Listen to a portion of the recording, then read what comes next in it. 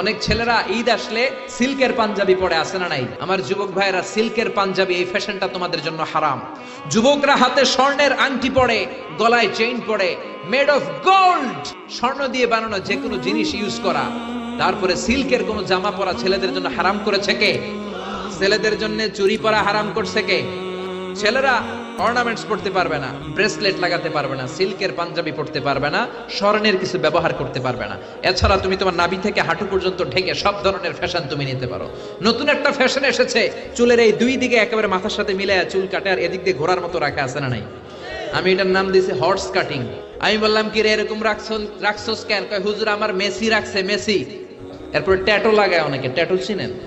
এটা ইলেকট্রিক্যাল শক দিয়ে, নিডল দিয়ে, ডাইং এর মাধ্যমে রং দিয়ে এই ট্যাটুটা বানায়। কোন মুসলমানের বাচ্চা এই ট্যাটু গায়ের মধ্যে লাগাতে পারে? এই ট্যাটু লাগালে কোনো ইবাদত তোমার কবুল হবে? তার মানে তুমি যে ফ্যাশন গুলো করবা, ইউর ফ্যাশন শুড বি হালাল, ইউর ড্রেস শুড বি হালাল। এই বিজাতিদের এই কালচার আসা যাবে না, বাংলাদেশে ঢুকানো যাবে না। বিশ্বনবী বলেছেন নাহা রাসূলুল্লাহ আনিল কাযাহ, কাযাহ করতে এই হেয়ার কাটটা নিতে বিশ্বনবী নিষেধ করেছেন। দুই দিকে চুল নাই, মাঝখানে ঘোড়ার মতো চুল। এগুলো কোনো মুসলমানের ছেলে এই হেয়ার কাটিং কাটতে পারে না। চিল্লায় বলেন ঠিক কি না?